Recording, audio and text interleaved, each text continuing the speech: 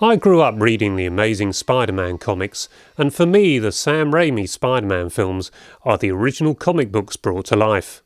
They look pretty good on these 4K discs too, and I'll be taking a look at them in this review. And I'll also include the first film on Super 8 and Spider-Man 2 on 35mm to see just how they compare.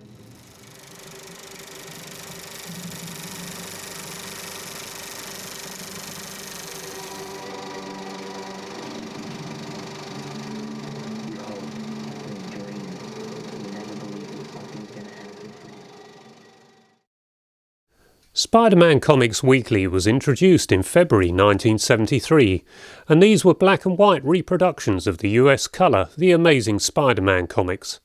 The character had first appeared in Marvel's Amazing Fantasy comic in August 1962, and such was his success that his own dedicated title commenced in March the following year. This is a Spider-Man that I know and love, and fortunately director Sam Raimi had the same affection for the stories as I, and that is why that first film in 2002 was so spot on. Sadly, all my comics were lost many years ago, but Marvel published these compilation albums for those of us feeling the Spidey withdrawal symptoms. I saw the 2002 film Spider-Man at the Odeon Marble Arch after work one Friday afternoon, and my work colleague Aggie came with me. We were both like a pair of children, and particularly so at the end of the end credits when the theme song from the original Spider-Man cartoon series played us out. Some boys just never grow up. We both thought the film was terrific, and so when Classic Home Cinema announced they had tracked down some Super 8 prints of the films, I was in there like a shot. We screened extracts from this feature at a couple of BFCCs, and one of the shows had sound from the DVD, which was run in sync to give the best available image quality at that time, along with the best quality sound. Quite an occasion. Raimi grew up reading the comics, and as a result he knew how to bring not only Spider-Man to the screen, but all the other characters too. Tobey Maguire was perfect as both Peter Parker and the Web-Slinger, and a difficult act to follow as all the more recent Spider-Man adaptations have proven. Rosemary Harris as Aunt May, Cliff Robertson as Uncle Ben, Kirsten Dunst as MJ, but then best of all I think, J.K. Simmons as a Daily Bugle editor, J. Jonah Jameson. Every scene with him is hilarious. And then there's the score by Danny Elfman, who must have been the obvious choice after his timeless theme for Tim Burton's Batman. Spider-Man 2 arrived in cinemas in 2004, and this film had the benefit of the anamorphic 2.4:1 screen ratio, although it was originally shot in Super 35, which means it went through an optical cropping and squeezing process that led to the normal 2x squeeze prints for theatrical release. This is one of those very 35mm prints, and I have had it since shortly after the film completed its release schedule. Again, an extract was screened at the BFCC, and I chose Reel 6 for the amazing train-top battle with Dr. Octopus. And that train sequence took 2 years to complete in all, and it included shooting 65mm from an elevated train in Chicago to act as the background plates for the special effects. VistaVision was also used in special effects production for all three films, but given that John Dykstra was visual effects designer, that is no surprise, as he was the man at the helm of the motion control effects for the original Star Wars, which brought VistaVision back for that very purpose, the computer-controlled camera becoming known as the Dykstraflex. Anyone who has been following my channel will know all about VistaVision by now, but for those who don't, it is a horizontal 35mm process that doubles the size of the 35mm frame, and the end result of this is that there is less image degradation during the final optical compositing process. It was 3 years before Spider-Man 3 was released in 2007, and I enjoyed it immensely, even though watching it again now, it is clearly not of the same heights as the first two films. It seems that as each film came along, the computer imaging artists were looking to outdo what they had achieved before, and in Spider-Man 3, the action is sometimes too fast, which means it's often difficult to make out what is actually going on. That being said, what is important in any film is the human story, and the characters in all three of the Spider-Man films are well defined just as they were in the comics. It is the everyday problems that they go through that make the characters so believable and likeable. So just why was this movie series cancelled after just 3 instalments? The third film took $895 million at the worldwide box office, and so on an estimated budget of $258 million, it can hardly have been considered a flop. It was in fact the highest grossing of the 3 films without taking inflation into account. The first film took $825 million on an estimated budget of $139 million, and the second film took $789 million on an estimated budget of $200 million. So all 3 were a massive success for Sony.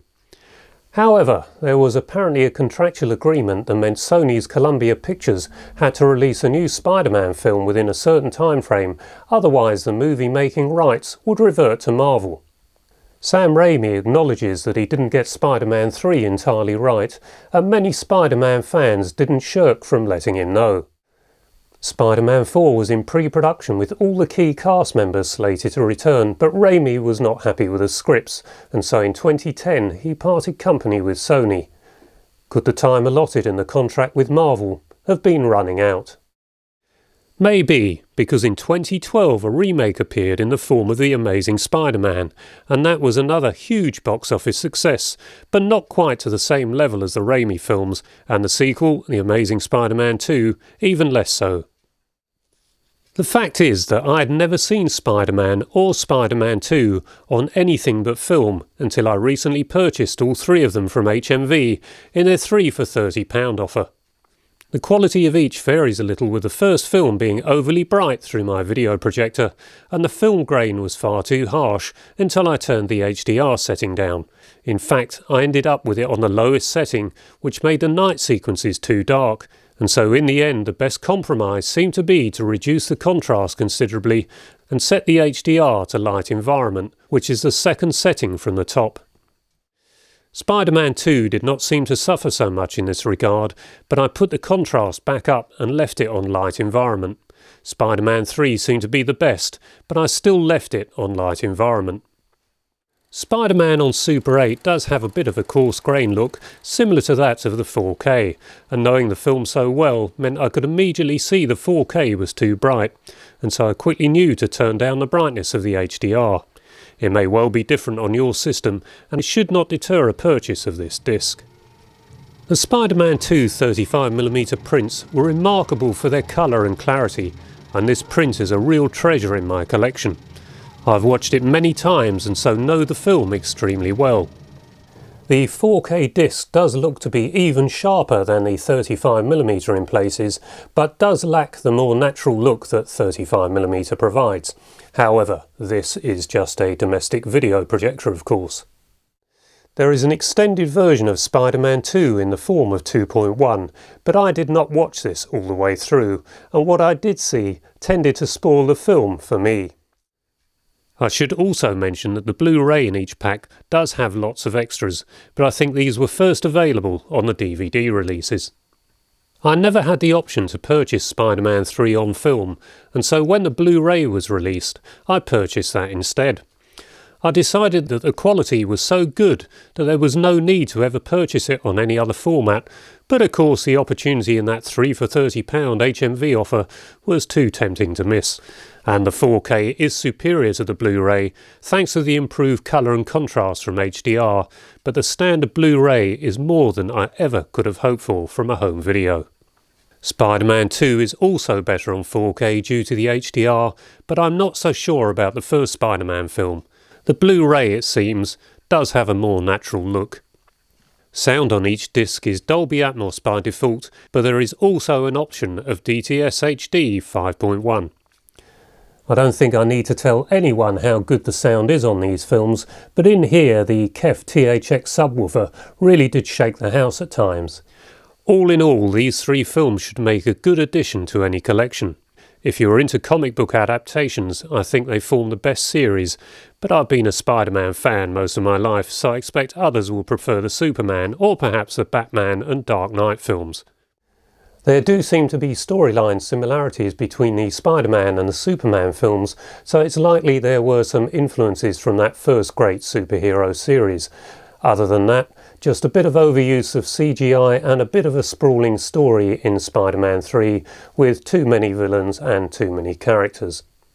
Despite all this, I still think Spider-Man 3 is an enjoyable film, but given that Sam Raimi was not enamoured with the script for the fourth film and the fact that CGI was going a bit over the top, perhaps I should be thankful that the series ended when it did, because a fourth film may have gone too far. Thank you, Susie. My wife's just brought me in a nice cup of tea, which is always thankful. Anyway, I hope you enjoyed this video. If you did, please give it a thumbs up and perhaps consider subscribing so I'll be encouraged to create similar content like this in the future. So until the next time, bye bye for now.